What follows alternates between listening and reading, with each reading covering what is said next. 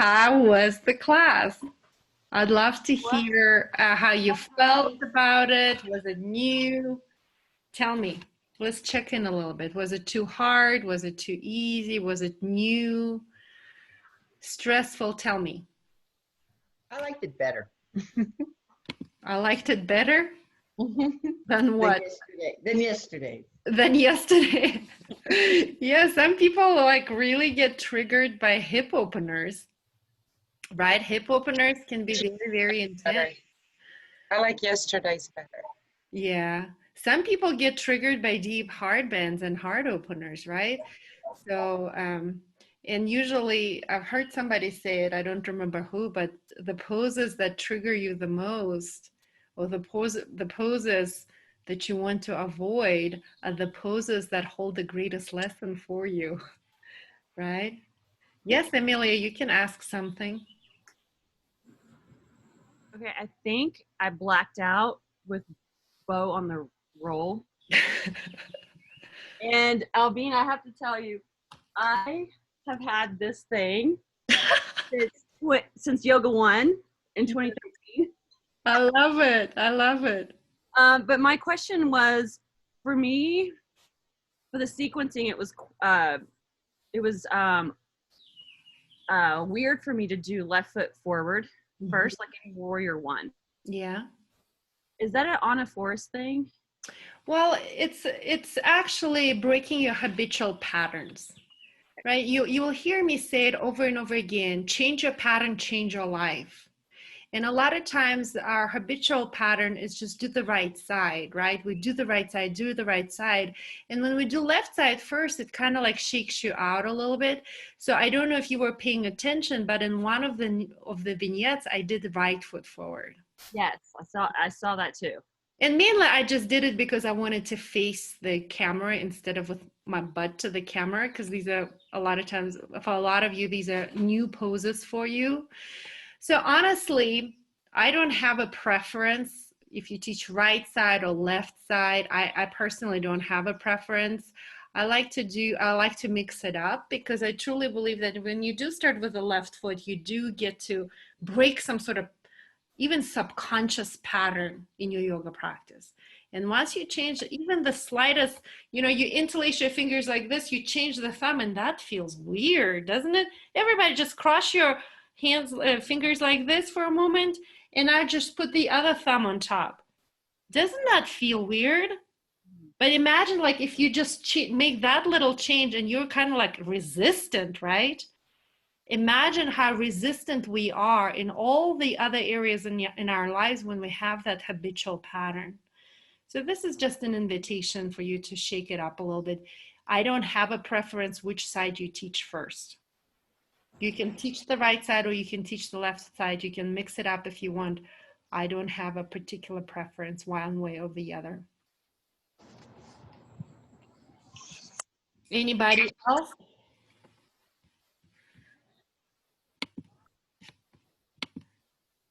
Anybody else wants to share about their experience about Monday's Clyde hips and twists, or today's class that was obviously heart openers and back bends?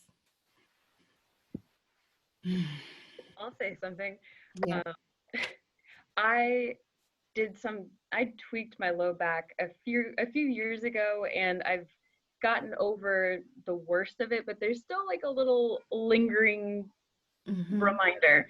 And in this class, that completely went away. My wheel felt so freaking good.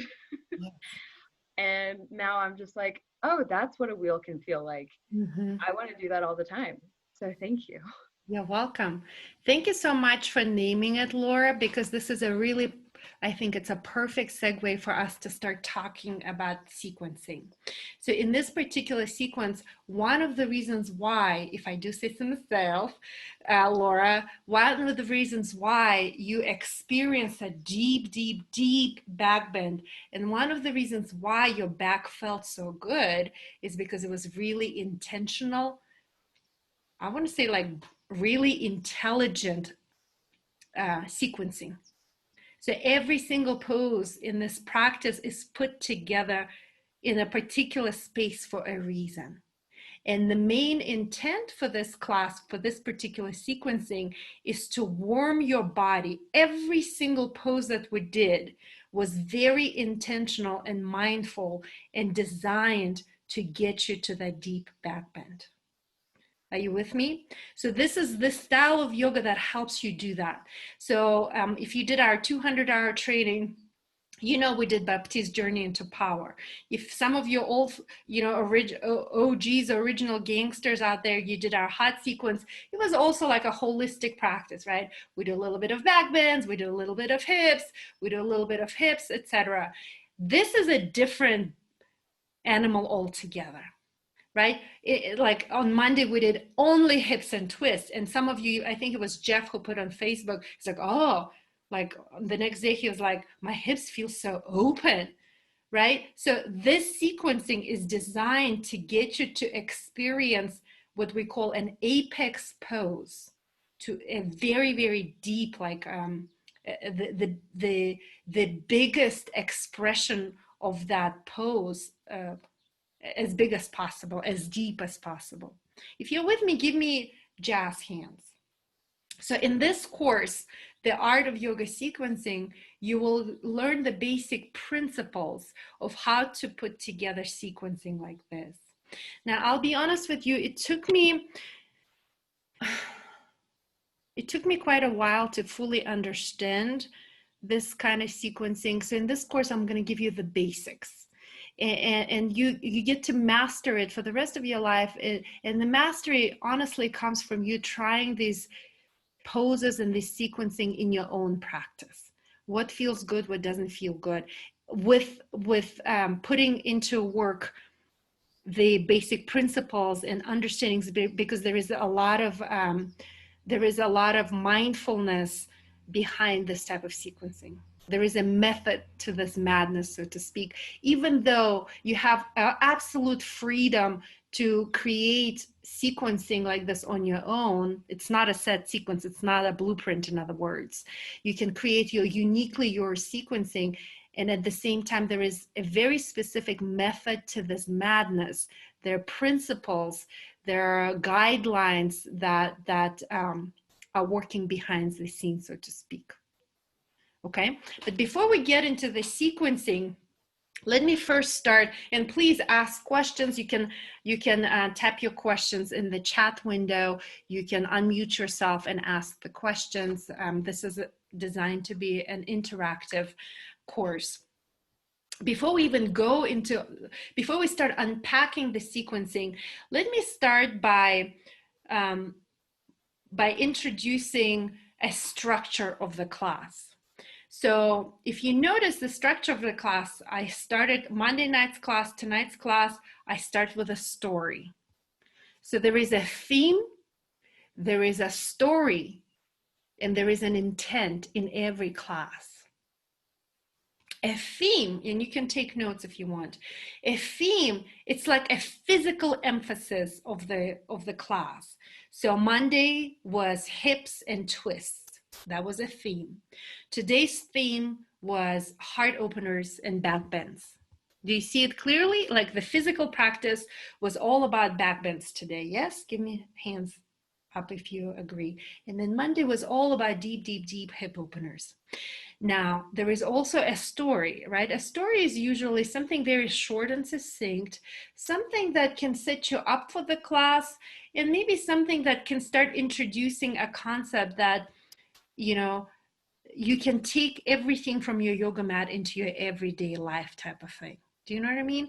A story is also, I believe, Raja and I love stories. They need to be short and succinct, especially if you're teaching 1 hour class.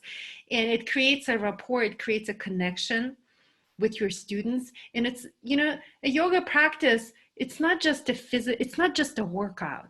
I think you all here know on some level that yoga is so much more than just a workout. You wouldn't be sitting here in the 300 advanced yoga teacher training if you didn't fully believe in that. So a story helps you introduce that element, right? So even in the 200-hour training, you were mostly focusing on how do I deliver the class, right? Your main focus was on the practice, physical practice, the asana practice. So in the advanced teacher training, we start introducing you, we start teaching you how to weave in other elements, right? How can you take this practice from your mat into your everyday class, everyday life? And if you notice, if you looked at the curriculum, some of the electives are yoga and storytelling and yoga. Remember that? There was one that Roger teaches. He's also teaching another one. It's in one weekend called The Myths of the Asanas. So you can also, the way Roger teaches classes, a lot of times he will incorporate the myths and the stories, right, from the yogic tradition. He'll tell a story about the Hanuman. He'll tell the story about Ganesh and things like that. I usually just tell stories about my life. So you can make your stories about anything you want, really, but a story is something that starts bringing it from the yoga mat into the everyday life. And usually story is something, if you're really masterful at it, a story you can kind of weave it in throughout the entire class, and then you connect the dots for your students in Shavasana. So you kind of introduce it, the concept in the beginning of the class, you kind of carry it throughout the entire class, and then in Shavasana you connect the dots, and like here, this is how you take this yogic principles from your physical practice on your mat into your everyday life. If you're with me, give me a jazz hand so I can see that you're with me on the same page. Yes. Now, intent is something different, right? We said there is a theme, there is a story, and there is intent. And intent is something that, now in this style of yoga, it's very, if you notice, it's very anchored, right? Your attention is always anchored into something. And the attention is always anchored in the physical practice of it. So you will never catch me talk about imagine blah, blah, blah, blah, or think about somebody and dedicate your practice to somebody. Like if I hear that, my mind just goes crazy. I'd be like, who do I dedicate my practice? Do I dedicate it to my husband? Do I dedicate it to my children? Which of my children do I dedicate to my mom? I just go crazy. So intent is something that's very anchored. It's anchored in your physical body. So who recalls the intent from today's class? Or who has an idea of what intent was in today's class? Heart. Yes, heart. What's more specifically about heart, Kathleen? Heart opening. Yes. What is the physical thing that I was asking you to do, almost like in every single pose? To breathe into your heart? Yes, Michelle, you got it. Breathe into your heart in every single pose. Because essentially my intent was, if you can connect on the visceral level through your breath, connect into your heart, then you can connect to the other aspects of your heart. Like your heart always leads you to places beyond your wildest dreams. If you listen to your heart, and if you obey your heart's wisdom, you will always be taken places beyond your wildest dreams. So you see how the physical intent, breathe into your heart in every single pose, relates to something that you can take off your mat into your everyday life. Are you with me? So that's kind of like the magic of it. So we'll go deeper into the specificities of how you tie it all together, even more in the storytelling and the myths of the asana courses. But in this course, I'm just telling you, this course is mainly focused on the sequencing, right? Because I don't want to spend a lot of time on storytelling, intent setting and such, but I want you to understand the difference between theme, intent, and a story. Any questions so far?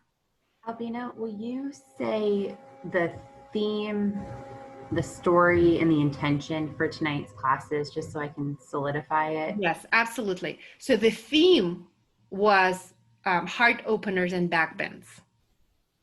Heart openers, it's physical, right? It's physical heart openers, back bends. The intent was breathe into your heart in every single pose. Connect in feeling with your heart. So this is something physical that you can do in every single pose. It kind of like anchors your attention. You have something to do in every pose. Because this style of yoga that I'm teaching you right now, it's very visceral. You'll very rarely hear me crack up a joke or start telling you a story in the middle of the class, because I want you like totally focused. I want you to totally be anchored in feeling connected with your body, which is different from what we did in the 200-hour training. We're going deeper, right? This is why I don't know about you, but I'm leading, so I'm not 100% in my practice because I have to lead the class, right? But even when I came out of that half lotus shin bound twist, I was like, whoa, whoa. Like sometimes in my practice, I can get so deep that if you talk to me, I don't even understand what you're saying. You know, like I'm so deep connected into my body.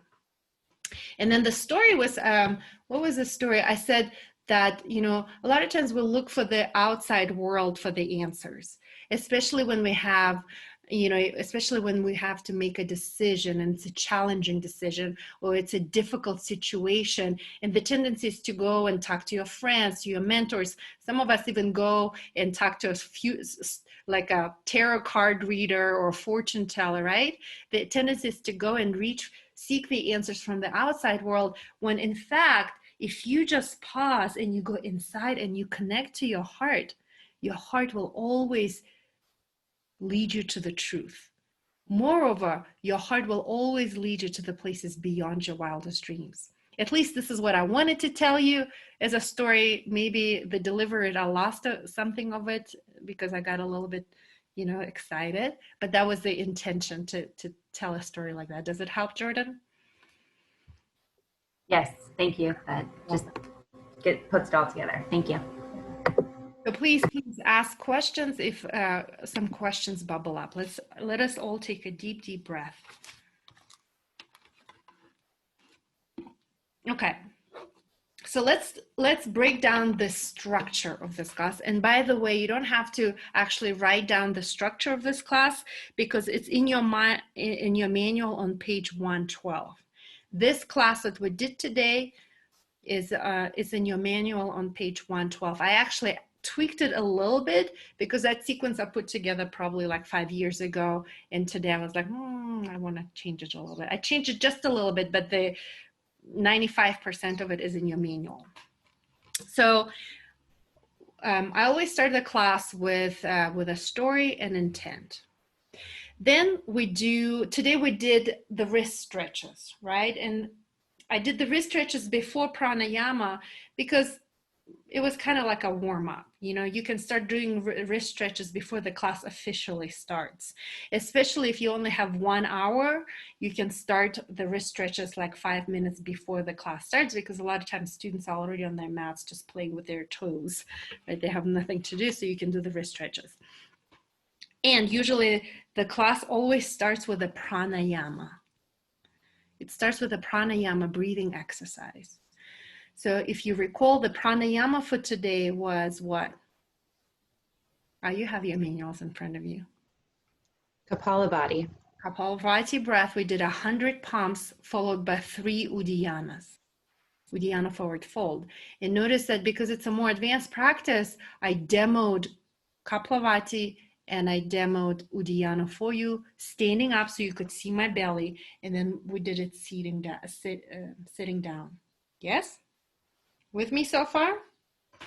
So the reason why we start with pranayama, because your students will come to your class and they're probably like, they had all day behind them, you know, they're totally not grounded, their mind is elsewhere, they had to fight traffic to come to your class, they had to deal with it just their everyday life. And what pranayama in the beginning of the class, what it helps you to do is to help your students ground down and anchored in feeling in their body. Moreover, in a back-bending, heart-opening class, I meant to go through that first. Sorry, I'm kind of going ahead of myself. Let somebody read guidelines for the heart-opening class. It's on page 112. Who wants to read it? It starts with create a lot of heat. Heart opening sequence guidelines. Anybody? Who has the manual in front of you? Anna, Yeah. Anna, you have a manual on page 112 at the bottom of that page. The guidelines. Can you read this for us, please? It says create a lot of heat, Yes. warm up the core with abs, Uh-huh. elbow to knee abs, abs with a roll, 3-part twisting abs with a roll, and a block, gate opener abs, etc. Twist to wring out the stiffness out of the spine with twisting warrior, twisting triangle, twisting pigeon, twisting warrior interlock, etc.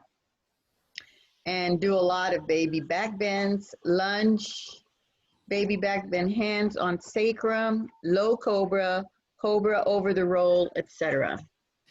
Keep going. Open shoulders, eagle archer lunge, baby back bend with the strap, dolphin, bow over the roll with the strap, and dancer with a strap.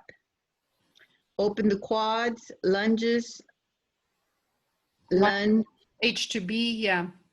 Yeah, what's H to B? Heel, Heart. Say again? heel to butt. Okay, heel to butt. Uh-huh. Bow over the roll, one arm, one leg, etc. Example, baby back bend would be a full wheel, a viparita, Viparita Dandasana. dandasana, scorpion, camel, dancer, wheel walk, over, etc. No deep forward folds in a heart opening class and no child's pose. Warm down is a must in a heart opening class. Half lotus shin bound spiral twist, abs with star spiraling pulses, lying down spinal twist, lounge lizard, lying down spinal twist, etc. Yes, thank you so much, Anna. Did that. Yes, thank you. So these are generally guidelines for back bending class. BB stands for back bend. So remember how I said every single pose in this particular type of sequencing is warming you up more and more and more to the to get you to the apex. What was the apex today? Go ahead, Amy. Oh, you. It was bow over a roll with a strap. Yeah. So as a matter of fact, there were series of apexes. There were a series of apexes that went together, one after another one after another one. So there are classes when there is one apex, and there are classes where there's several apex, like really, it doesn't actually have to be intense pose. It's just the deepest expression of the pose. Yeah, full wheel can also be an apex, right? Apex, yes. Thank you, Annie. So every single thing in today's class, starting with pranayama, starting actually with wrist stretches, was designed to get you guys ready for those big heart openers. Even the wrist stretches, remember, as I was leading you through them, I said, hey, your hands are energetic extensions of your heart. We are opening on heart openers today, so we start with wrist stretches. Pranayama, Kaplavati breath was Uddiyana. They do what? What do you think? What did you feel in your core as you were doing 100 Kaplavati pumps followed by 3 Uddiyana? What did you feel in your belly? Heat. Heat, yes, Lori. Good. So even starting with pranayama, we started generating heat. Remember, the first thing on that guideline was generate a lot of heat. And then Uddiyana, when you did Uddiyana, now I couldn't see you, so I couldn't really like give you any verbal cues. The Uddiyana, what is the intention behind the Uddiyanas? Who knows? Who felt it maybe in the belly, in the low back? You want to keep the power and energy in the core and isolate it there. Yeah, what else?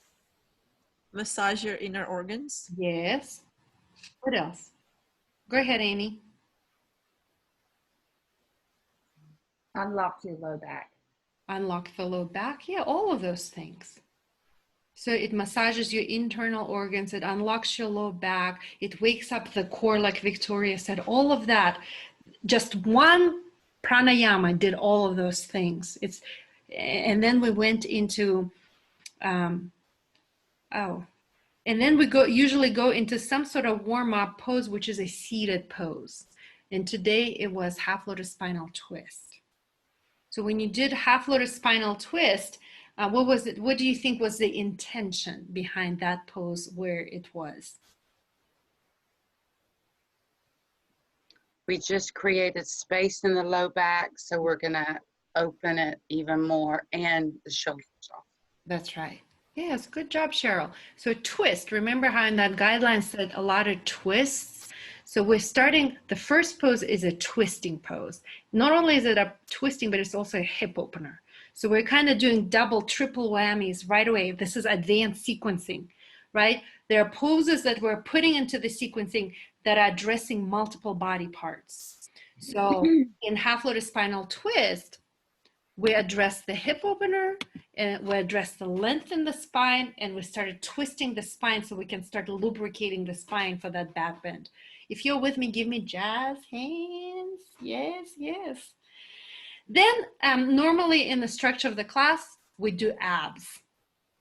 And the purpose of the abs is to wake up the core, right? Did you feel the abs today? Can somebody say amen? Yes, those are intense, weren't they? So because this is an advanced teacher training, I threw in 3-part twisting abs with the roll and the block, which is like intense. If you felt the intensity of those abs, give me jazz hands. Yeah. So right away, your core was on fire, was it not? Your legs were on fire, yes? Yes, your inner legs in particular. Now, whenever you do deep back bends, it's imperative that you connect to your inner leg lines of energy. Write this down. Inner legs need to be awake, because what happens a lot of times, we disconnect from that inner leg line of energy, meaning like we sickle the feet or the feet get dead, they're not active, they're kind of relaxed. And the moment that happens, in a back bend, we'll dump into the low back. And this is how we tweak, like Laura said. This is how you can tweak the low back. This is a lot of times how you can, sometimes even injure your low back and get pinches in your spine and your sciatica, in your sacrum. So the reason why I put the 3-part twisting abs with the roll and the block, why? Did you feel your inner legs? Heck yeah, right away. Do you see not only the core, but waking up the inner legs right away? Okay. So far, so good? So far, it's making sense? Okay. Now, okay. Then we did bridge. Right? We did bridge. Why do you think we did bridge? And then we did a bridge over the block with Hathirasana.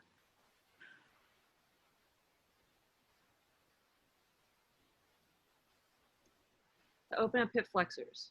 Yes, hip flexors, absolutely. Why do we open up hip flexors in a back bending class? Because if you have tight hip flexors, they'll pull on your low back. Yeah. So imagine the sheep, right? When you go into a back bend, let's say wheel, what needs to be open? Just watch me right now. What needs to be open? Imagine that I'm on a wheel. Shoulders, right? The whole core, and what? Hip flexors, right? The front of your thighs need to be open. And we did that in the 3rd pose of the entire 2-hour class, right? We stretched out the abs after those intense abs.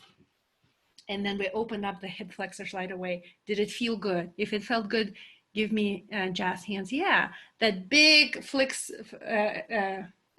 hip flexor stretch feels really, really good, I think. I like that pose. And it's kind of easy, right? It's because your low back is supported by the block. And then we usually do an easy, if such a thing, easy inversion. So yes. Jordan asked, and I agree. Can you explain the sides of the block? I don't know if that's good there. Yes. Thank you for asking. Hold on.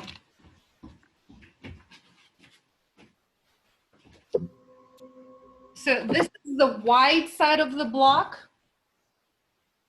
This is the medium width. and this is the narrow side of the block. So in the 3-part twisting abs with a block, I recommend the medium width, but sometimes if your roll is really fat, you'll need to do the wide. Or if your roll is really wimpy and skinny, then you'd have to do the skinny side. You know, the intention is so that you can squeeze both the roll and the block. You squeeze the roll with the thighs and you squeeze the block with your inner feet. So depending on your props, and honestly depending, some people just externally rotate their legs and they have a very difficult time internally rotating. So once you externally rotate your legs will go like this. It'll be very difficult for you to squeeze your ankles together, and you'd have to do a wider side. Are you with me? Okay. Like, you know, like ballerinas, I don't know, Stacy, is Stacy with us? Sometimes ballerinas really external rotation and they have a difficult time internally rotating.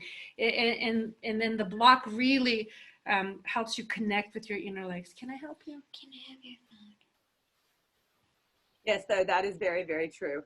And then internally rotating and squeezing the block, sometimes it makes me feel like I have to pee, which is totally different than in ballet with this crank. I don't know why. Yeah. Well, absolutely. It connects you to your pelvic floor. All of that is interconnected.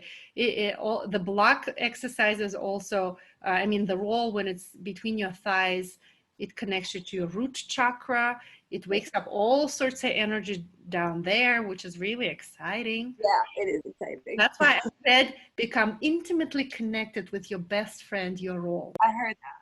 Yes, it's gonna make your life so much more exciting. It has so much medicine in it. And I don't have strength built there. I'm used to cranking out, so this is exciting. Yeah.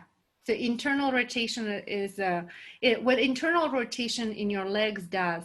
It helps you open up the sacrum and the lower back, which is ultimately what the intention was to do that in every single pose. I don't know if you felt it. I couldn't see you in the practice. But anytime you internally rotate your legs and you lengthen your tailbone down, you unlock your sacrum. This is what helps you heal your lower back. This is what helps you heal your sciatica pain and things like that.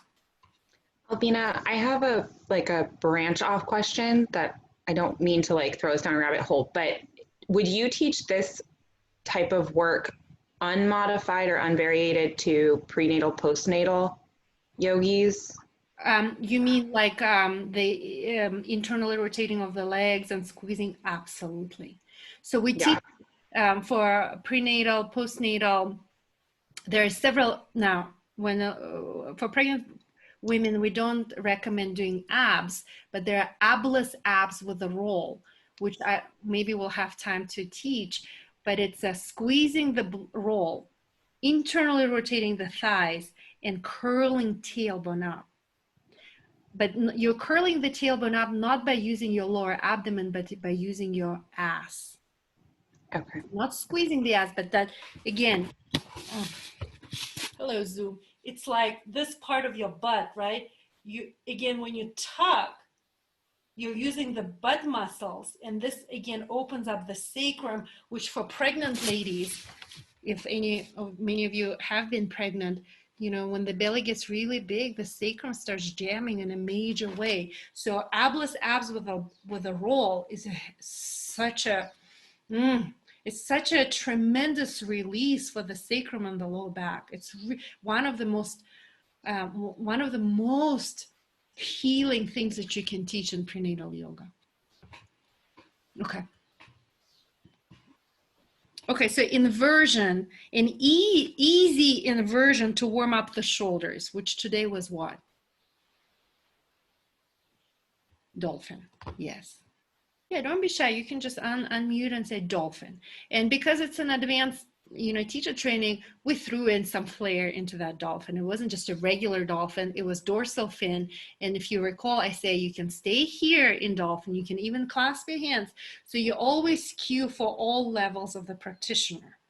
Or if you're really feeling extra today, then dorsal fin, which is, right, it's a dolphin, but also you add that quad stretch and a balance, and it makes it really exciting. If you found it very exciting and interesting, give me thumbs up. Yeah. Awesome. So the shoulders are there. It's a gentle shoulder opening. We do it as a warm-up pose, and you'll see, I mean, we'll probably have time to go over our Monday night sequence. So you'll see the parallel, like similar structure between the Monday class and today's class, because they were very similarly structured, even though they were wildly different classes. Are you with me? After that, we really crank up the heat. After that, we really crank up the heat. And in your manual, it says Agnisara with hand passes, but because I ate a really big lunch, I was like, girl, I need to skip that part. Agnisara is when you pump your belly and it creates a lot of heat in your core. You usually do it in the morning, before, not after you eat a bunch of dumplings. So we skip that. But we still manage to create heat by doing alternating suns and B series. Right? And the reason why I put alternating suns and B series is because in my experience, a lot of times if you just teach sun salutations or you only teach B series, what happens is people go into autopilot, because they know it so well. It's very repetitive, right? But the moment you alternate suns in B series, they have to be present. Because you're like right, left. And then you can like totally mess up if you're like not present. Cheryl, are you with me? I kept thinking, how will I ever learn to teach this? You'll learn, don't worry. I'll teach you how to. And all that ab stuff, I was like, I don't know if I will ever get this in my brain. All of a sudden, I mean, tailbone up, second time. Yeah, all of it. It confused me a little bit. Sorry. Well, it's a different style of yoga, and I understand. And what I'm saying, if you learn the structure, you can, instead of these fancy abs, you can just do the abs that you know. Do you know what I mean? So it doesn't, I'm not telling you teach these abs.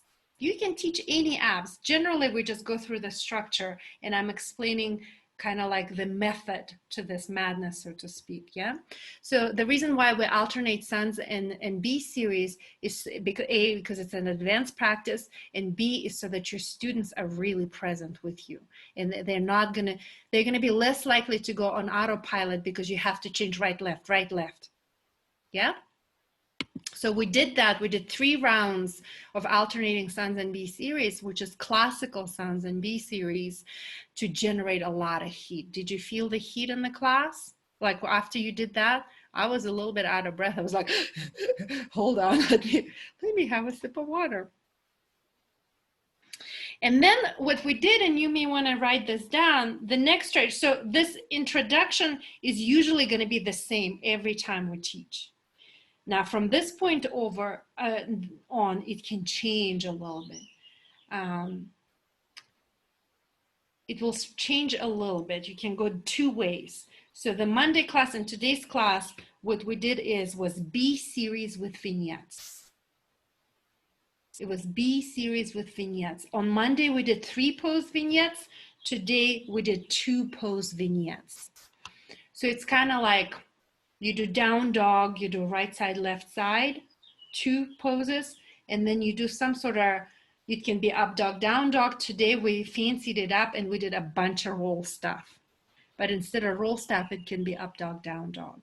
Now, you all are very familiar with up dog, down dog. It's kind of, I mean, I don't want to say it's boring, but you know it already. If I were to do it, you'd be like, been there, done that.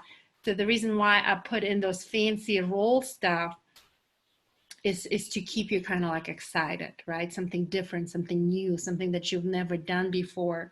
And then every single pose and even every single like over the roll stuff was designed to really get you deeper and deeper and deeper into back bends. Did you feel that?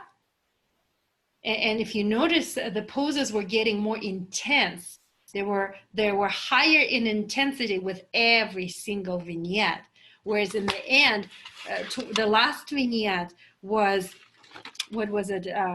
Lunge back bend with a strap, followed by a bow over the roll with a strap, which is freaking intense. If you thought it was freaking intense, like give you like hands up or something like that. Yeah, that's very intense. It can be very intense. And then we did wheel, which I considered apex. And if you look at the guidelines, we did star spiraling pulses, which to me is so yummy for the sacrum, because that internal rotation and curling up of the sacrum and pulsing, it opens up the sacrum in such a delightful way, in my opinion. Lounge lizard. These are all warm down poses. Half lotus shin bound spinal twist with a cool down, and then shavasana. So let's go through the vignette. So I want to explain to you like the rhyme and reason behind why I chose this poses.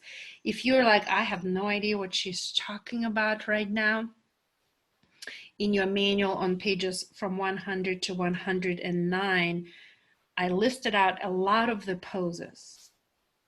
I didn't list out all of the poses. Now I realize I didn't put any of the roll over the roll stuff, but a lot of the poses you can refer there in alphabetical order, Amelia, right?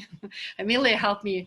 By the way, that beautiful manual, Amelia worked on it. She's an exceptional, brilliant graphic designer.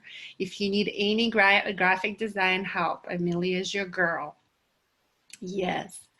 So, but you can refer to pages 100 to 109 to all those weird poses, right? Like archers and mancoons and things like that.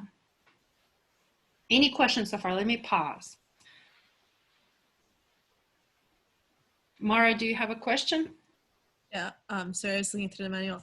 I was wondering if you could elaborate a little bit on, and it's a complex question maybe, on tucking the tailbone in any kind of back bend, whether it is bridge or wheel. I wasn't in class today for everybody, of course, you know why, but I practiced with Robert in the recent teacher trainings, at least this year. I cannot remember from years ago. He is completely insisting on untucking the tailbone in, you know, a back bend and isolating the back bend to the bottom part of the rib cage. Yeah. And kind of like maintaining a lumbar curve, which to me was very freeing after, you know, all the Baptiste stuck the tailbone under belly to the spine, blah, blah, blah. So anyways, I was just wondering what your, I don't know. Yeah. So Robert Bustani is going to teach subtle energetics and advanced yoga anatomy. I think that would be a really great time for you to ask him the question. I know that Robert is very anti-tuck. In my opinion, it's freaking tomato. Like, I don't hang my hat on tucking or untucking. What I do know is that I don't focus so much on tucking the tailbone in wheel, but any stuff over the roll, the tucking of the tailbone allows me to unlock my sacrum. And I'm not saying I'm correct and Robert Bustani is incorrect. I'm not saying that at all. And I think you will need to play with what works best for your body. You know, just like anything else, I'm like, try it on. If it works for you, do it. If it doesn't work for you, don't do it.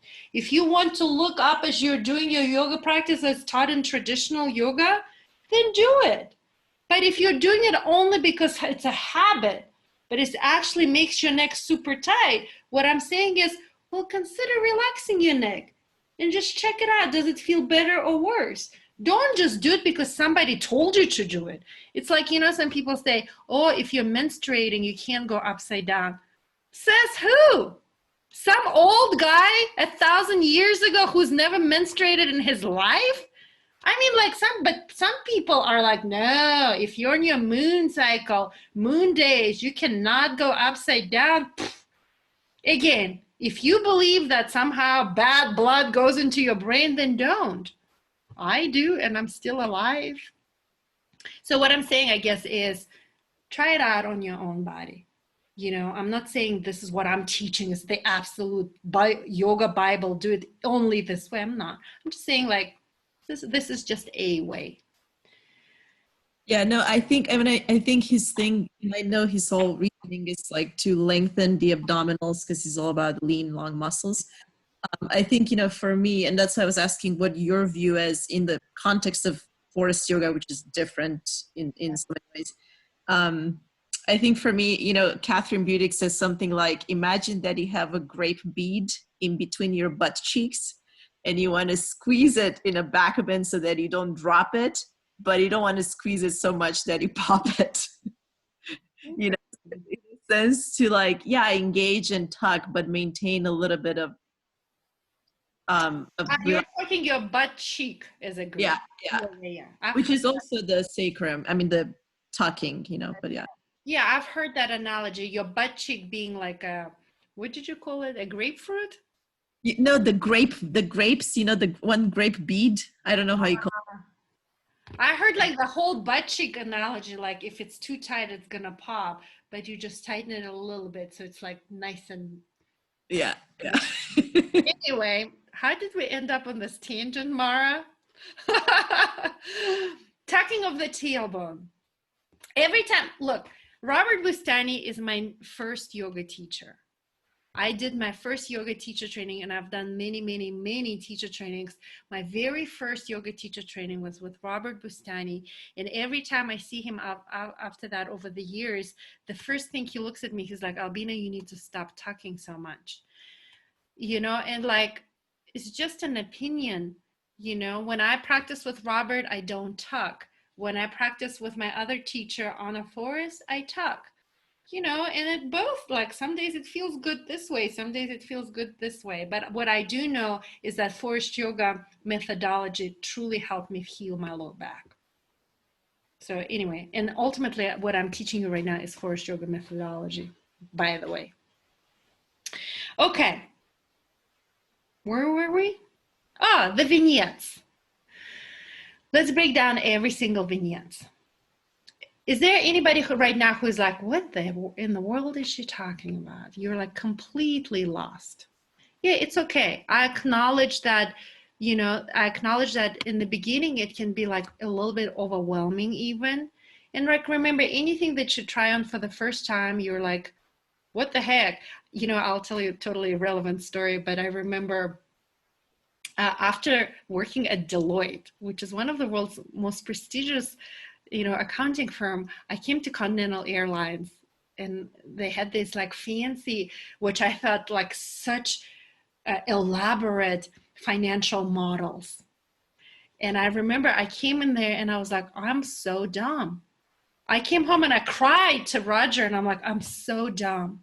Like, I don't even know, these people made a mistake by hiring me. I'm so dumb. I don't understand how these financial models work. I even bought a book, Excel for Dummies, because like financial models for dummies or something like that. Like, I felt incredibly dumb.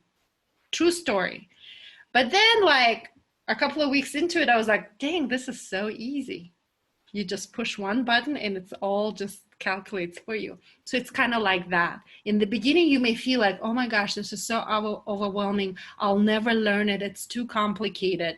But the more you do it, you will see it. You will see, because the structure is the same structure. And after a while, you'll start recognizing the structure. So right now, just breathe through it. This is just the first sequence that we're breaking out, and we're going to do it every time we meet. We're going to break down the sequencing, and then you're going to have homework. You're going to have lots of chances to practice. Don't worry about it. You'll be fine. Okay? So let's break down the vignettes.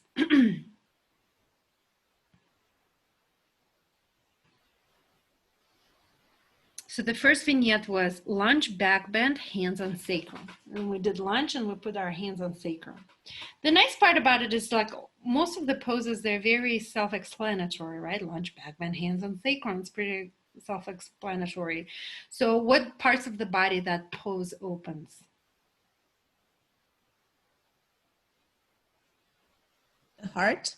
Heart. What else? Hip flexor. Hip flexor. What else? Low back. Quadriceps. Quadriceps, low back, yes. Shoulders too. Shoulders. Shoulder opener. Ribs. Ribs, yeah. So lunge, back bend, hands on sacrum. Do you see why this pose was intentionally put in a back bending class? It gets, like it's a quadruple whammy. It opens it all up. Hip flexors, lower back, chest, shoulders, all of it, hips, all of it is open in just one pose. Then we did twisting lunge. That one is more simple, right? Because it's a twist, it lubricates your spine, it makes it more mobile. Are you with me? By the way, within a vignette, there is also like a warm up, apex, and warm down. It's if it's a 3-pose vignette. If it's a 2-pose vignette, one pose is always like a more challenging pose, and the second pose is always like an easy pose. So don't put 2 intense poses into one vignette. You're going to kill your students. So you see we did lunge back, bend, hands on sacrum, and twisting lunge, which is easy, right? Then we did cobra over the roll. I think many of you are unfamiliar with the roll. How did that feel? I want to hear from the roll virgins. Brittany. That was wonderful. Sorry. Wonderful, Victoria. Yes, wonderful in which ways? It didn't hurt. It just felt like so massage-like. And I thought, why have I never thought to massage my stomach before? Like, it was great. Yeah. Brittany. It hurt. It hurt really bad. It hurt. Yeah. For a lot of people, it's very painful experience. What I'll say, if it's really painful to the extent that it's unbearable, consider that your roll is too tight. So use towels instead of, like, I don't know what you're using, Breton, but like sometimes if your roll is too hard, it's going to be more painful, especially in the beginning. The reason why we use the roll, I'll tell you a little bit, by massaging your belly and your internal organs in a weird way, you guys, you get to massage your spine, the front end of your spine. Ultimately, when the belly gets so massaged and loosened up, you get access to the front side of your spine when it's relaxed like that, because our bellies are tight. I don't know if you realize this, but as we walk through our lives, our bellies are very tight. The roll helps you loosen it up, and once it loosened up, I don't know if any of you felt that, at some point it's just like the lower back opens, the sacrum opens, and that's why it feels so yummy. Maybe for you, some of you, you're like, dang, that did not feel that way yet. Now remember, this is your first experience with the roll. Eventually it will. Yes, 2-part vignette, absolutely. Amelia said, did you say that 2-part vignette include warm up, the peak, then the peak? Actually, it's the other way around. In a 2-pose vignette, it's a more challenging pose, then it's the easier pose, usually. In a 3-pose vignette, it will be like an easy pose, really intense pose, and then an easy pose. Yeah? Then the second vignette was Eagle Warrior 2, which opens up, for the sake of time, if you allow me, I'm just going to tell you, is that okay? So Eagle opens up the shoulders, right? It opens up the back of your heart. Does that make sense? And I usually tell you which parts of the body the particular poses open. And then we did a Twisting Warrior. A Twisting Warrior is an up level from Twisting Lunge. It's a more intense pose. Did you feel that in your body? Once you lift up the back knee off the floor, it becomes a little bit more challenging. Are you with me? Yeah, so we're going deeper. If you notice, we're going deeper and deeper and deeper into the twist. And every single vignette is like builds on one on top. It's like stacking, and it gets more intense, intense, intense. After that, we did Cobra push-ups over the roll with the block. Now that one is intense. Did you feel like it was really intense? Yeah, it's very intense. And if you learn how to do it correctly, and if you do it regularly, it will absolutely heal your low back. Anna Forrest always says that Cobra push-ups over the rolls, that's what healed her low back. And I tend to agree with her. Cobra push-ups over the roll, even though it's intense as, what is it, AF? Intense AF. But it really helps you, because it helps you create a lot of traction in your spine. And when you pull with your arms and you create that traction, the muscles along your spine get stronger, and the spine becomes tractioned out and lengthened over time. Are you with me? And then at the same time, you're squeezing the block and you're tucking your tailbone, teaching your inner legs to fire up, teaching your ass to support your lower back. So this is, again, many different, many different techniques combined in one exercise. Okay. And this is what advanced sequencing is, many different ideas combined in one pose. After the third vignette was Archer Warrior 2, opens up the shoulders, opens up the heart, yes? You gotta open up the shoulders, especially this movement is necessary for a wheel, right? So this opens up the shoulders. And then Reverse Warrior, because it opens up the side body, right? The way I teach Reverse Warrior, it's a side bend, it's not a back bend. So side bend opens up, ballooning the ribs up towards the sky, it opens up the side body. Now, Cobra, in between those sides, we did Cobra push-up with roll between thighs. That one I like. I don't know how you felt about that pose, but that one I really like. It feels really liberating for my lower back. I prefer that, the roll squeezing between the thighs, to having the roll under my belly. But that particular combination, first over the belly, then between the thighs, feels really freeing for my lower back. Did you guys feel that? Do you remember that moment in class? I felt like for me, I liked the roll under my belly better. Yeah. Because when I put it between my, and maybe it's the size of my rolls and the size of my thighs. Your roll is too thin, actually, I noticed. It needs to be a little bit thicker. Okay. Yeah, maybe shove, like, unroll it, put a towel between, and then roll it back again, like a little towel, you know, not a big towel. But I really liked it under the belly. That felt great for my low back. Yeah. Now, the size of the roll matters. Like I said, mine is a perfect size. If you can kind of imitate the size of your roll, this one is a perfect size for this particular practice. And it's not very hard. It's kind of soft too. It's a thin yoga mat that I rolled up. Okay. Okay, everybody stand up. Let's stretch. Stand up for a second and just inhale, reach your arms up, reach, reach, reach. Exhale, arms down. Let's do that again. Inhale, reach up, reach, reach, reach. Exhale, arms down. And one more big inhale, reach your arms up. This time, clasp your fingers, turn your palms up towards the sky and do a side bend to one side. Come back to center, big breath in. And do side bend to the other side. Oh, yes, that feels good. Inhale, back to center, stretch, stretch, stretch. And exhale, just bend the knees and fold forward for a little bit. Oh, yes. If you notice, we didn't do a lot of forward folds in today's class. That was for a reason. All right, let's come back. The reason why there were no forward folds, or if there were like down dog, they were very brief.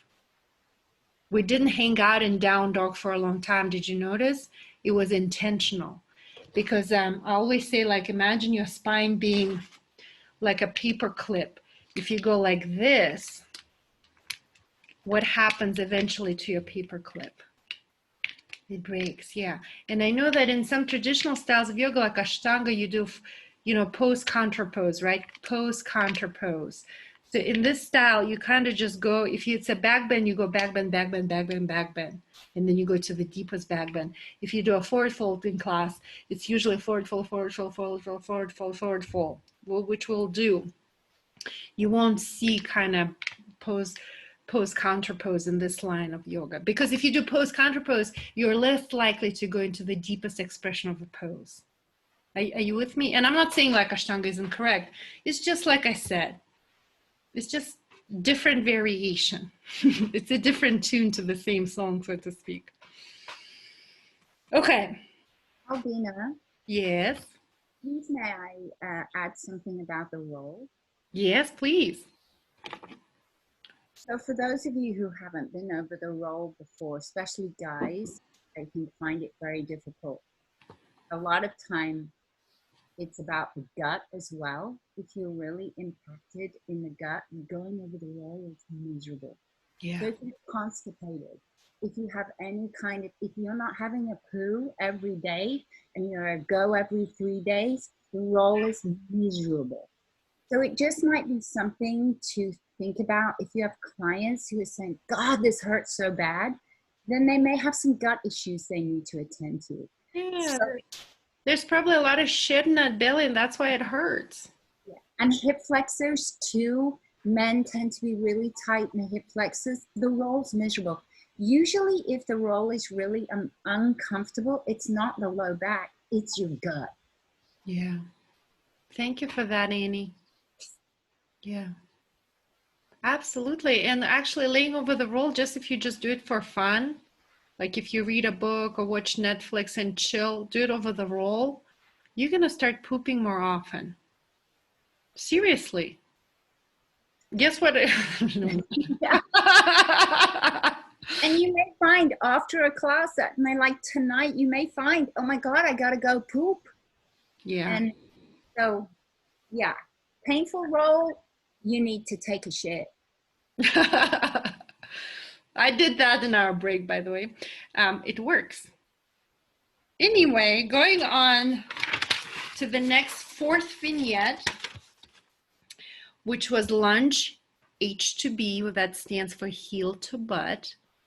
It's when you're lunging and you're grabbing your back foot and you're pulling the heel towards your butt. It's a very intense hip flexor, quad stretch for the obvious reason. Like it's kind of a little bit of a back bend, but also it opens up the front side of your body. And then the easier pose is lounge lunge, which I say that a lot. Anything that stretches my side body is my favorite pose. It's like an easier pose within the vignette, but it opens up and releases your low back and your side body. Are you with me? Albina? Yes. It's Jordan. I never know what to do for lunge heel to butt because that feels equally terrible on both of my knees. Then do lunge back bend with hands on sacrum. Okay. Which is your hands on your low back. I should have, you know what, Jordan, I should have cued you that, but I forgot. So instead of pulling your heel towards your butt, for knee tweaky people, it's not going to feel good. So the down level from that, or a variation or alternative for that, is just repeat lunge, back bend, hands on sacrum. It's when you're lunging and you're putting your hands like this in your low back. Okay. Thank you. Opening the hip flex, you're still working the back bend without really making it uncomfortable for your knee. Jordan had a knee surgery, you guys. That's why. But very good. Thank you for asking that question. Thank you. Albina, I have a question. In lounge lunge, I have really long arms. And so my arm was like, I found my shoulder would come up to my ear. And so I was having to put my arm almost out to the floor. Thank you, Michelle. I was doing it right. You know what? Your arms are long, you said? Yes. So you can, for people with long arms or wrist issues, you can come down on your elbow. But keep the elbow underneath the shoulder. Now the stretch is not going to be as deep. So you can even play with putting a block and then putting the forearm on the block to give it a little bit more elevation. You can play with that. Yeah, thank you so much for asking that question. So very good. Okay. Helps me remember. Albina, I also have a question on lunge heel to butt. Yes. How far apart should the legs be? They're at 90-90, so both legs are sort of knee directly below the hip, or can they be slightly wider? So what I find is I don't get a lot of stretch in my quads if they're 90-90. I need to go a little bit longer. But is there any rule of thumb there? It's actually not 90-90, Mark. So it's actually a good segue for me to give a little bit of a show and tell about the lunges. So let me show it to you real quick. 1 second. Let's see. Okay, this is actually a really good question. So what Mark is saying, at 90-90, if I grab my heel, which I'm not going to do right now, all my weight is going to dump into my knee, and it's going to hurt my knee. So usually what we cue is lowering the pelvis down like this. So you see my knee is ahead of my heel right now, ahead of my ankle. Now, I'm not on my kneecap anymore. As a matter of fact, this part above my knee is on the floor. This is my knee. If you can't see, this part of it, of my leg is on the floor right now. And now I'm no longer on my kneecap like I was here. This does not feel good, but this actually feels, I don't feel it in the knee at all. Now, for some people, they don't have the, you know, their hips are not open yet, so they cannot go here yet. So you can just, instead of heel to butt, which is not going to feel good, you can just tell them, work on the, like I said, I recommended to Jordan, just do lunge back bend, hands on sacrum. Are you with me? Albina, what if they cannot bend? It's not about the hips, but it's about the right knee. It like, you know, what if they have problems in the right knee and that's why they cannot bend? Yeah, they'll stay somewhere in between then. Another thing that helps also, let me see if I can find something to show it to you. Hold on. Another thing that helps you guys, and we're kind of going into modifications and injuries that we can talk about later, but sometimes putting like a little towel behind the kneecap, behind the knee like this, for a lot of people, it brings a lot of relief. They'll be right here. Again. I was gonna say thank you, Mark, for asking that. I just busted my knee today, so great question. Yeah. Not in class, not in your class. I was doing something else. Like, you know, I always say suffering is optional. You don't have to do the poses that cause you pain. You don't have to. Play with variation, like even sit it out if you like. Look guys, if we were in the physical place together, I'd come to you because I would see and I would help you and give you a different modification of the pose. But in this environment, we just got to do the best. You know, we got to make the best out of it. So I apologize that I can't. Maybe when Roger comes back, he can do the practice and I can watch you. We'll play with that next time and see if that will work. Okay, so we're just gonna experiment. Okay.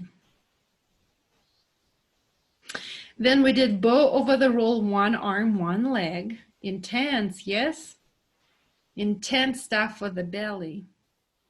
Then we did bow over the roll with both hands and both legs, both arms. That was super intense.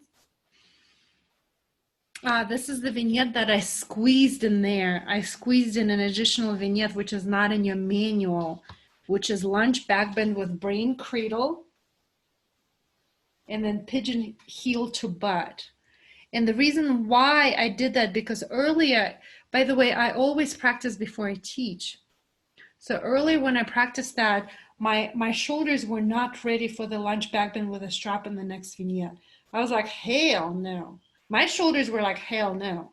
So that's why I squeezed in an additional vignette, which was lunge back bend with brain cradle, pigeon heel to butt. And then the last vignette was lunge back bend with a strap. Intense, yeah? Do you remember that one? When you grab the strap? To me, that's a very intense pose. And then an easier pose in it, which is a feel good, more relaxing pose, was twisting pigeon, armpit to the foot. And then we finished up with bow over the roll with a strap, which was also super intense. And then we did wheels. The back bending class, you will always finish up with a core exercise that kind of brings it back together, because if you're super open, a core helps it like put it back together in a way. So a lot of times when I teach a 60-minute class, I mean 2 hours is a luxury that we usually, most of us don't have unless you teach a workshop. So in a 60-minute class, I usually do like Uddiyana with back tractioning as that core. thing, because to me it helps you warm up the core but also creates space in the spine. But today you and I did Uddiyana on the back with back tractioning, which by Loved that. it's not in your manual. That's the thing that I added actually right here as we were doing it together, because my back said I want that. So good.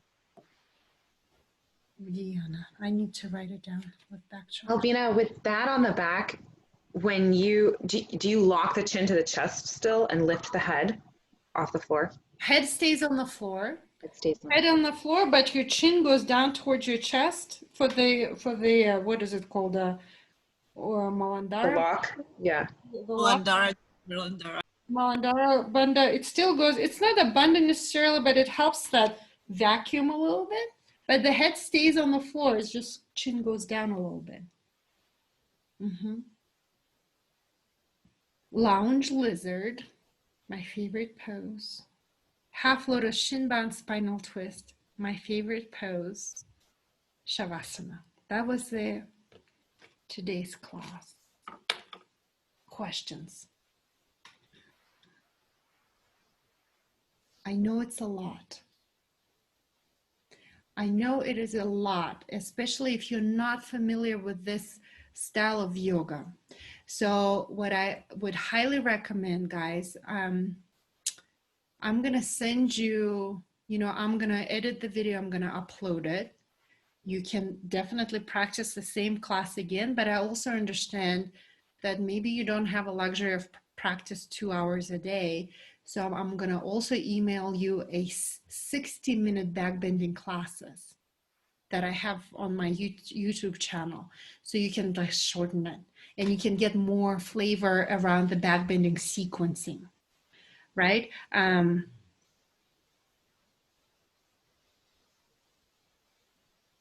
Yeah, I'm just trying to think like, do I have a 60-minute in the manual? I don't think I do. I need to add them to the manual. But that's what I'm going to do as your homework. I'm going to send you this class, but also I'm going to send you a couple of other I'll dig it up and see which 1 hour backbending class I have on YouTube. So as homework, you can practice it between now and Monday. And then your homework will be to put together a 1 hour backbending sequence. Yes, you can do it, because we're going to play with it right now together. You're going to play with it. We're all together, however, 35 of us are going to play together. You're going to shout out the poses, and we're going to create a class together right now. It doesn't have to have all the fancy three-part twisting abs with a roll, things like that. We don't have to do that. Are you excited about that? And then on your own, you can do a couple of more practices and then create your own class. So you get a little bit of like practice. And then when we come back on Monday, we're gonna go through those practices and just kind of,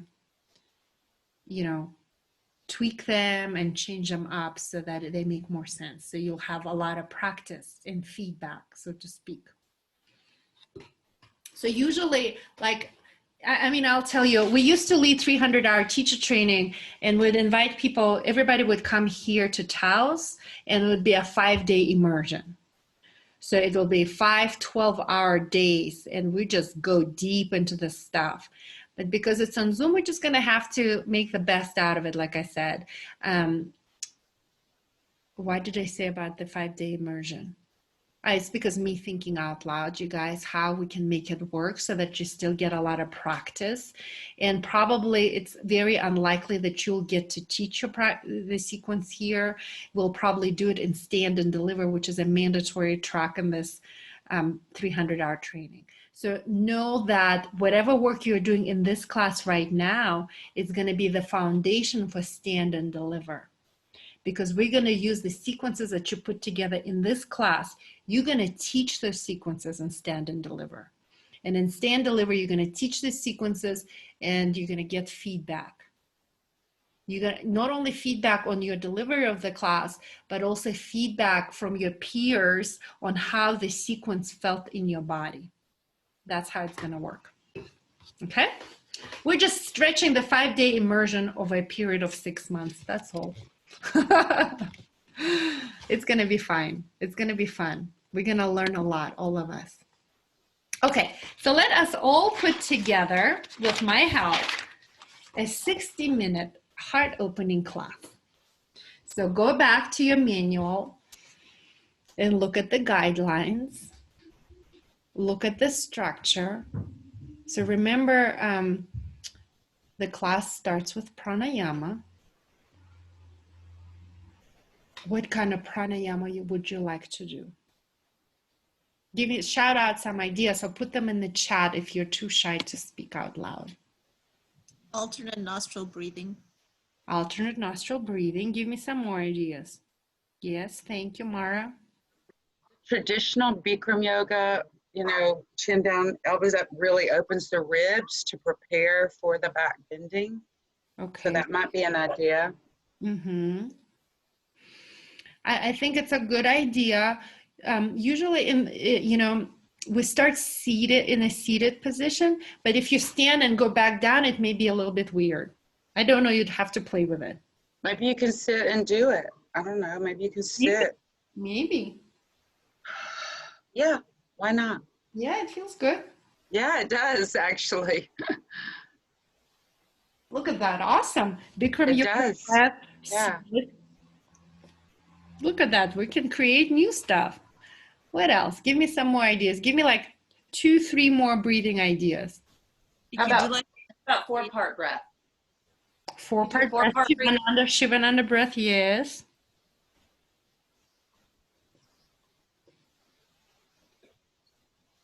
Give me one more. I was thinking. Fire. Somebody said. Who said something? You could do a kriya in, it could be like a cat cow with the sukhasana. Kriya, yeah. Somebody else said something. I said Ujjayi breath. Ujjayi, yeah. Breath of fire. Mm-hmm. I like to start because usually I teach classes that cannot be very long with 3 very deep cleansing breathing. Inhale through the nose in 4, hold in 7, and exhale through the mouth in 8. Very deep and very straightforward. Yeah, you can do that. Yeah, these are all great ideas. Now remember, if we're doing a 60-minute class, you want to get the most bang for your buck, so to speak. So it makes, in my opinion, it makes sense that it's not only grounding breath, not only it feels good, but it also creates heat or some sort of it gets like a double whammy. Do you know what I mean? So out of all the alternate nostril breathing, Bikram yoga breath, Shivananda breath, the Kriya, and Ujjayi breath, which one do you think would create will be more intentional for the back bending class?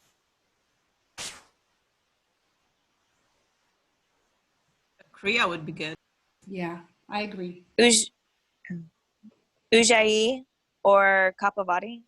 Yeah. Well, Ujjayi, you can totally do Ujjayi breath throughout the practice, right? You're going to do it. It's just, anyway.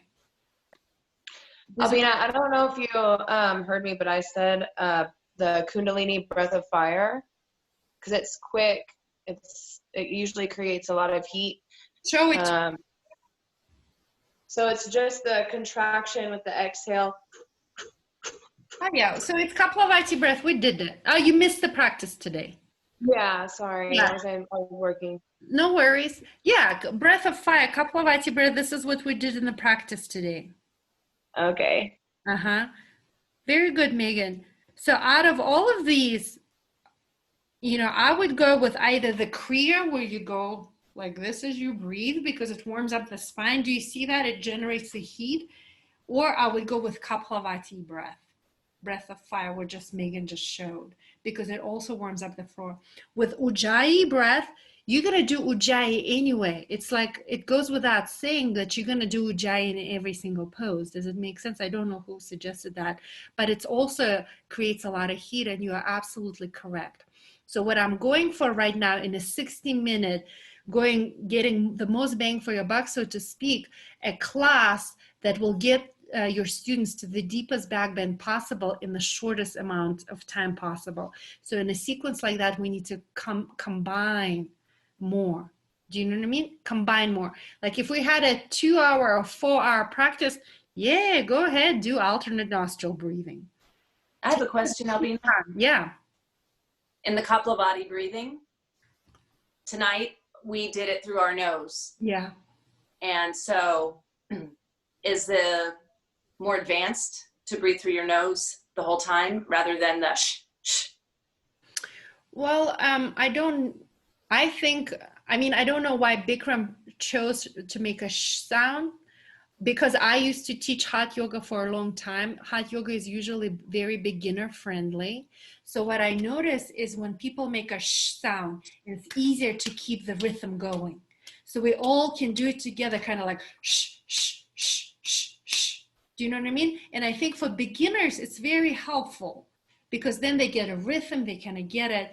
Now, when you just do it through the nose, you can't hear anybody, right? And I can do it fast. Maybe you do it a little bit slower. So we go at different speeds. And to me, that's a little bit more complicated. Do you know what I mean? So because this is more advanced sequence, in this style of yoga, we do it through the nose. But if you want to teach it through the mouth, I say go and do it through the mouth. You know, depending if somebody in your class who are beginners, I would totally do it the Bikram style because it's easier for me as a teacher because they know, they feel the rhythm. They're less confused than when it's quiet and people are doing it through the nose. Does that help? Yeah. You will see, like you know, if you were to take this training with me 5 years ago, I would be like, this is the only way. I was so like not very evolved in that sense. I was like, this way or the highway. You are in my training. Learn to teach this way. Now I'm like, look, if you want to teach this way, do it this way. So in this point in my life, I don't think there is right or wrong at all. I think you do what feels the best in your body. But I'm also not running a yoga studio anymore, so I have a lot of flexibility in that sense too. Okay, so after that, let's go look at the structure. Then we do some sort of seated pose, right? And the seated pose can be anything, like think about back bends, right? You can do a twist, you can do a side bend. What else can you do? You can do a shoulder open in a seated pose, like cow face pose. You can do like this. You can do eagle arms in a seated pose with knee pile or whatever it's called in knee pile. Your legs are like this. Gomukhasana. Ideas, huh? Gomukhasana, yeah. We call it knee pile in this course. Lately I've been liking to do like seated cat-cow. Seated cat-cow, which is like this? Yeah, like round and then. Yeah. So if you start with Kriya in like this, you would already have done that. Yeah. Yeah, I wasn't sure exactly what, because whenever the Kriya, what I understand of that comes from Gina Caputo, and I don't know what Kriya breathing pranayama is. Well, Kriyas are like I think they come from Kundalini or whatever. You do lots of weird stuff like that, and you go. So in what Mara was saying in this particular Kriya, when you're sitting like this and you just breathe like that and you move your spine like that. Is that what you mean, Mara? Yeah, I mean, it's breath per movement, and in a sense you can do Kriya with anything. Like I could go inhale, high plank, exhale, down dog, inhale, high plank, exhale, down dog. You know, it could be like, it could extend to other poses, but maybe not as much breath focus. But yeah, that's exactly what I meant. So one that we haven't mentioned, and I mentioned it on the chat, was Bhastrika. And that's kind of what you guys are talking about, where we inhale and we're doing like, yeah, completely nostril guided and like movement at the same time. Yeah. That would be good. That's a good one, because it opens up the shoulders, right? And creates the heat right away. So write that one down. I think that could also work. I never heard of that it's been called Bhastrika, but that, I like that. I use that breath when I teach you guys priming, the meditation. Yes, Annie? A breathing that I kind of came up with, which is a mixture between a little bit of the cat-cow breathing, but what I added in was bringing them into Baddha Konasana. And then I've called it butterfly breathing, so that you draw the chin in, knees come in, and then you open up. And you do this, so this way you will be also opening up the neck and the hip flexors. So it would be inhale, lift, open up chest, exhale, chin in, and elbows and knees meet. So there's this whole butterfly action. Yeah, cool. I'm just offering it out there as a possibility. Yeah, I like that. All right, let's move on because we only have about 20 minutes left. Let's move to the seated pose. Which pose would you like to do? So we can do Gomukhasana with eagle arms. We can do Gomukhasana, like cow face pose, whatever you call it. We can do seated side bend. We can do a twisting pose. What would you like to do? Seated side bends, I think that they're very, very nice to start the class. Everybody can join. Everybody feel included in the class. Yeah, you can do side bends. So write this down, guys. So what we suggest, the next poses. So for breathing, we said you can do a Kriya. You can do a Kapalabhati breath. You can do Bhastrika breath that Cindy showed. You can do butterfly breath that Annie recommended. For a seated pose, you can do seated side bend, right? You're just sitting side bend, maybe neck release. You can do a seated twist, simple twist. You can do Gomukhasana when your legs are like this. And in that pose, you can do eagle arms, or you can do cow face pose with archer arms.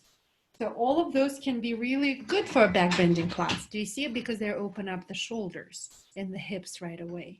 If you decide to do the twist, wow, yeah, honey, you look cute. Come here. My daughter just got her cheerleading outfit. You're so cute. My little cheerleader. It fits. Wow, look at you. Very cute. So those would be really great. Thank you for that. She really wanted you to see that.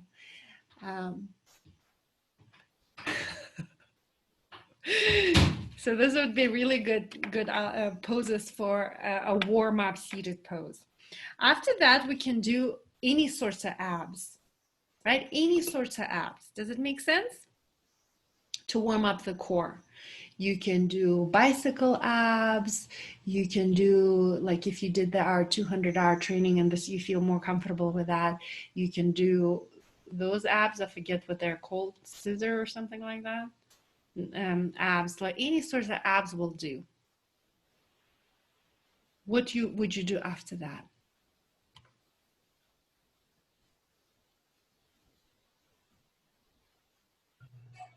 Son.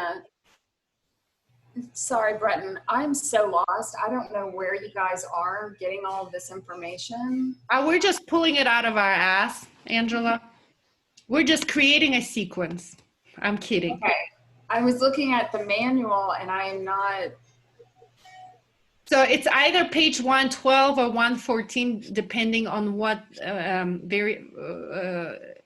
edition you're looking at the manual, but it's like a guidelines, what is it called? Guidelines for a heart opening class. I have heart opening sequence guidelines. Yes, that's it. So we're just looking at the guidelines. Okay. And we're creating a sequence. We're just making it up. Okay. Mm-hmm. Does that help? Yeah, that's better. Yeah. All right. Thank you. Would abs with a roll work here? Absolutely. Well, for the abs, you do any abs to warm up the core. Abs with a roll. You'll do elbow to knee abs, bicycle abs, whatever you want to do. After that, there's usually some sort of inversion, right? Because in any inversion, your head is lower than your butt. You get this feeling of the exhilarated feeling. Plus, it opens up your chest and your shoulders. So you can do a dolphin leg lift, so any sort of dolphin. I really like, Albina, after doing abs, to do bridges. Yes, I forgot about bridges. Thank you for that reminder, Jeff. Absolutely. Any sort of bridge is a good idea after abs. Because I like to wake up the glutes, because once you've woken up the core, the front side, you should maybe, fire up the back side. Yes.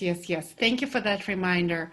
Subconsciously, I often skip the bridge. I don't know why, but thank you for that reminder. Yes, after the abs, please do bridge. And any variation of the bridge will do. Hey, honey. Hello.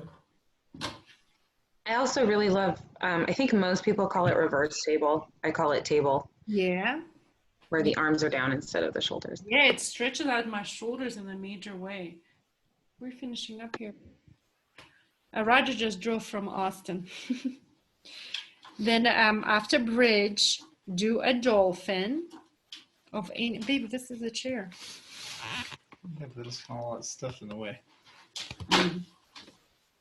Hi.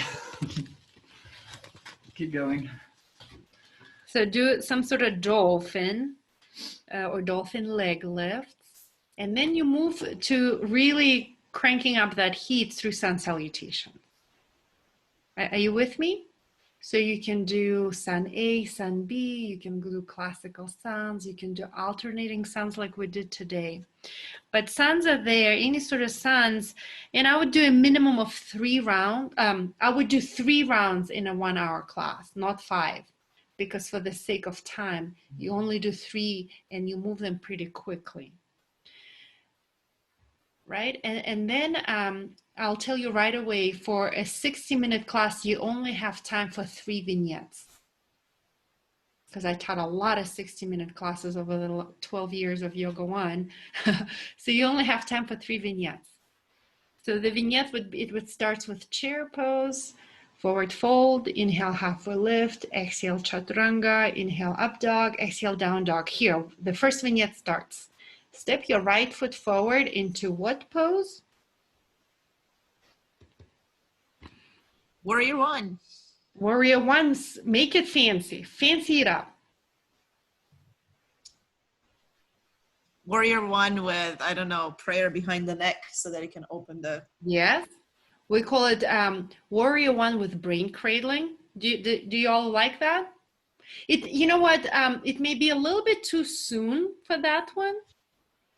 You can do, if your seated pose is cow face pose, then you can totally do it.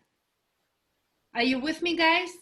Because this is a big opening right off the bat, right? But if your seated pose in the beginning after pranayama was a cow face pose where you already opened up the shoulders, then absolutely the first vignette can be a Warrior One with brain cradle. Do you see that logic? Okay. Warrior One with brain cradle. Can I pause you for a second? So Bettina asked in the chat, how many dolphins? And the answer is just 1. Just 1, girl. Only, and in 1-hour class, just 1 dolphin. But that dolphin can be fancy in several breaths. I have another question. Yes. Warrior One, we did eagle arms. Is that considered a counter pose? A counter to the... Totally do that. That's okay. So do you want to brain cradle? So I'm just going to teach you little quick tricks because you guys are ready for it. So if you're doing something with the arms, 2 back to back, it's going to feel a little bit monotonous, so to speak. So I would add, after this, I would add a twist of some sorts. Because just, if you were to do it right now, Lori, anytime you put a sequence, really like try it in your body will crave for something else. Because this movement and this movement are very similar. It opens up the shoulders and only the upper back is working. But if after this you go in some sort of twist, it can be twisting lunge, twisting warrior, twisting triangle.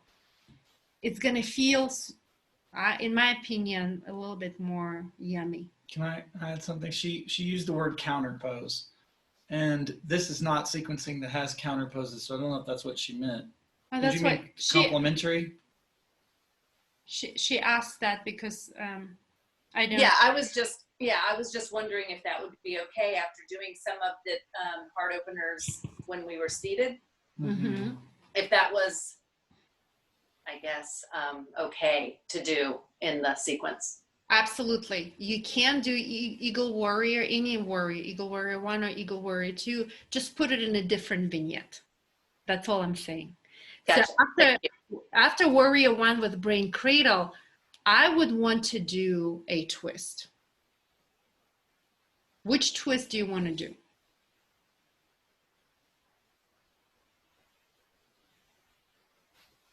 Albina, instead of Warrior 1 with Brain Cradle, can you do a crescent lunge with Brain Cradle, and then you can go into a twisted crescent?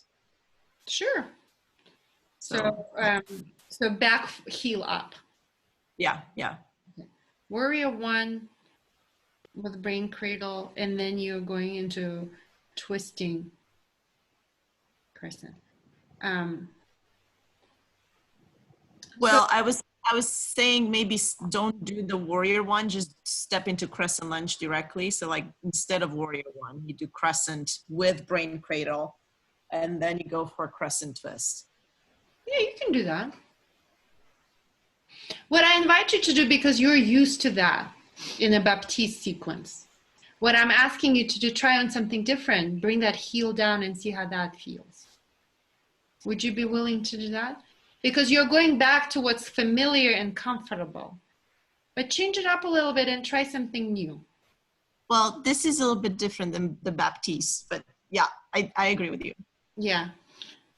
Play with both, because you'll see with the crescent, because I have experienced both, you'll see with the crescent with brain cradling, you might feel like you dump into your low back, because the back foot being down actually gives you more support to lift up out of your low back, because you're already kind of doing a back bend, right? And if your back heel is up, unless you're really, really aware, you might dump into your low back with you're doing this cradling. But with your back foot down, you can lift up more. You can lift up because you have the support of your back foot pressing down. And you can do twisting warrior instead of twisting crescent. The alternative being, if that's too challenging at the moment, lift your back heel up. Mm-hmm. Now, twisting warrior is more intense than twisting crescent, because that back heel down makes it more intense. Mm-hmm. All right. Could you possibly do like arms out and do a twist so that it's a little bit softer? What is arms out with a twist? No, because we decided that it's a warrior.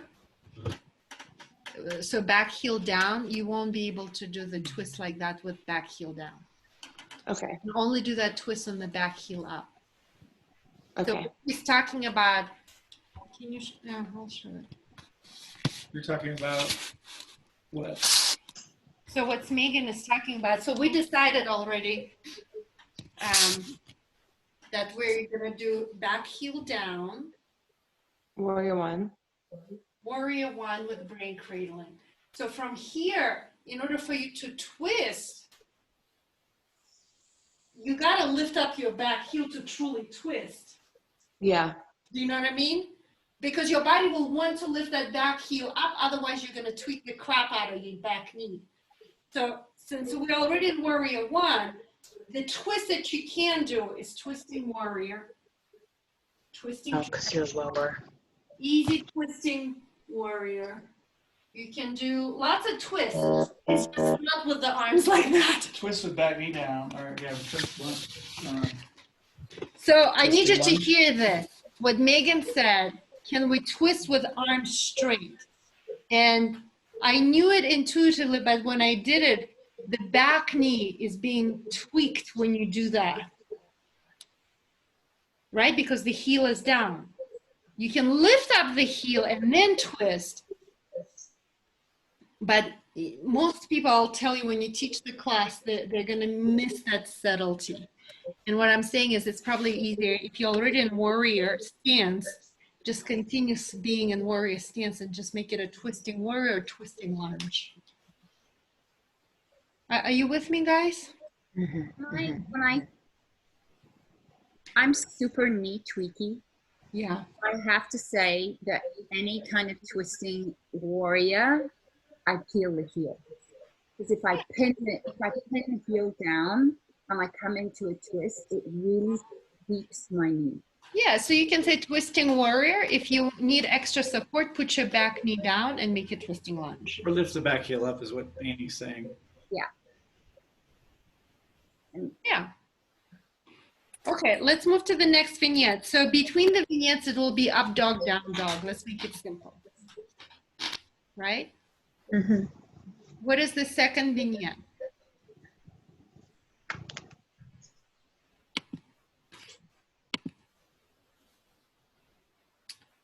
So Lori said she wanted to do Eagle Warrior. Just to make it fun, let's make it Eagle Warrior 2. Just to, you know, spice it up a little bit because we already did Warrior 1. So let's do Eagle Warrior 2. So you know what you can do next? You can do Eagle Ostrich. It looks like this. Can you tilt it a little bit? So that's from Warrior 2, and you still got eagle arms, and then you fold in between your legs. And even though it is a forward fold, and we technically say no deep forward fold in backbending class, eagle ostrich like that feels really, really good for the low back. You want to do that? Eagle ostrich?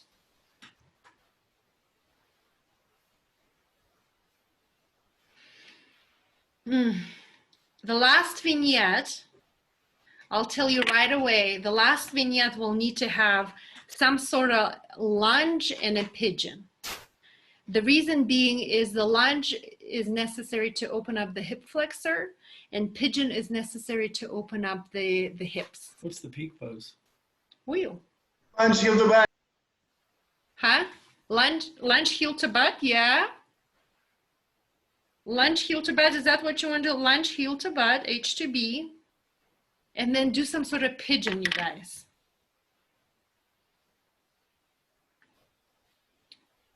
Twisting pigeon, armpit to the foot, twisting pigeon over the thigh. Just don't do pigeon forward fold because it's too deep of a forward fold in the backbending class. Which one? Could you do like a mermaid? Or I don't know what you call it. You can. Mm-hmm. Mermaid. Good call, Victoria. Because it's kind of eagle. But Absolutely, you can. For people who cannot do the mermaid, what would be the down level? So you could just stay lifted and lift the heart. You could even keep the legs straight back if you've got knee problems. Girl. It's called pigeon back bend. Good job. Look at that. You created your first backbending class. At this point, depending on how quickly you teach this, your students may be able to do wheel or bridge. Albina, with the vignettes that we just kind of came up with, I heard you say a max of 3 vignettes because of a 60-minute practice, but it sounds like each of these are 2 pose vignettes. So is that a general guideline too? Like 3 2 pose vignettes versus 3 pose vignettes or a combination? Is it because of the time? You can do 3 pose vignettes if you're really badass teacher and you can keep it going and flowing. So if I were a newer teacher, I would do 3 2 pose vignettes and on the side write down the 4th vignette in case there is time. A little trick like that. So on the sideline, I would write here the 4th vignette in case there is time. So it's like an extra, you know, so that if you're leading the class and you're like, oh crap, I'm almost done and there is still 20 minutes in class, what do I do? Then here on the side, you can write down an extra vignette if time. So if you look on my sequences, you'll always see if time poses, if time. And I always write them down because I don't want to think, I don't want to spend any mental energy trying to think of the poses in the moment. So I always prepare, and I have notebooks and notebooks and notebooks of my class sequencing over the years. And I highly recommend putting some poses if time poses. Good question, Jordan. So we do wheel. What do you want to do as warm down, cool down? Do some sort of twist. Twist, do a twist. Lying down, spinal twist. Baddha Konasana on the back. It's when you bring your feet over your sternum on the back, knees are wide like a butterfly, and you hug your feet towards your sternum. Also feels good. I'm just throwing it on there because we got to finish up on time. Let's do this. I'm going to help you a little bit because for the sake of time. I like the lying spinal twist. Lying down spinal twist. Yeah. Spinal twist. And then Shavasana. Yay, you just created a group effort for your first ever Make It Up Your Own back bending class. Celebrate like crazy. Yay. If you're feeling really ambitious, you can practice this class and just feel it in your body. I always practice my sequences before I teach them because 99.9% out of 100, I always tweak them and change them up a little bit. Because sometimes it sounds really good in my head, but then once I started practicing it, my body craves for something else. And if you're like right now, like, oh my gosh, what are these people are talking about? I have no idea. Just take a deep breath. You will learn. You will learn. This is the first sequence that we pulled apart and broke it apart. We're going to have more repetition, more repetition. So I'm going to put together an email. I'm going to type up the sequence for you so you can have it. Your homework, and I'm going to type it up in an email that I'll send tomorrow, will be practice either this 2-hour practice, or I'm going to add a few more practices, 1-hour practices, back bending practices for you. And your homework will be to create your own 1-hour practice, and then have it ready for you for Monday because we're gonna look at it. All right. You want to close this? You tired? Okay, I'll close this. Albina, do you want us to email you our back bend sequence? Not yet. At some point you will. Right now, if I ask you to email, you're going to all freak out. I don't want you to freak out. Just have them ready, and then we'll have a volunteer on Monday, and somebody will read their sequence, and we'll just, give you some feedback. Oh yeah. And then I highly recommend when somebody's sharing their sequence, jot it down, or like better yet, post it on Facebook so everybody can use each other's sequences. Do you know what I mean? I have, like I said, notebooks and notebooks full of sequencing. And in the beginning, when I first started, I would just like take somebody's class and quickly write down the sequence and then use it. So you don't have to reinvent the wheel every time you teach. So the intent, you can set your intent. So Stacy is asking, with any focus. So the theme is back bending. The intent can be anything from breathe into your heart to breathe into your heart is the simplest one. What can you another one can be in a heart opening class can be create space in your core. So anytime you create space in your core, you can go deeper into your back bend. So you can cue length in your spine in every single pose. Are you with me? So that can be another intent. can't think of anything else. My brain is shutting down. Well, good job, you guys. I'm so proud of you. You created your first sequence together. Good job, good job. All right, let's sit up tall. And close your eyes. Exhale all the breath out of your lungs.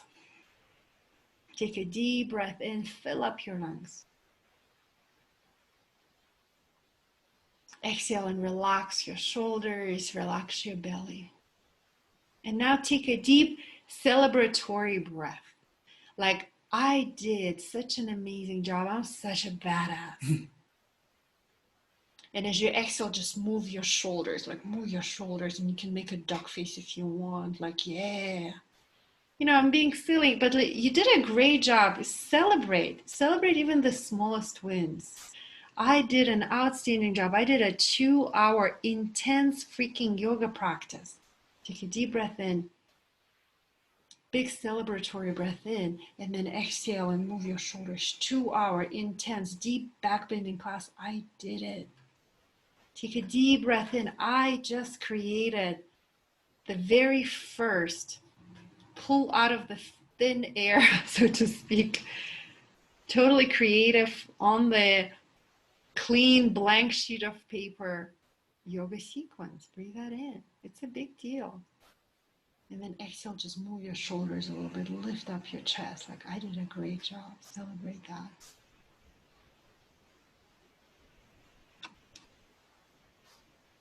It is my honor and my privilege to be here with you. And I know Roger feels the same way. That's why after driving for 12 hours, as soon as he walked in, he jumped right here to be with you tonight. Just to see your beautiful faces. Thank you for being here. Get some rest, and we'll see you on Monday. Aho. Namaste. Namaste. Good night, guys. Namaste. Good night.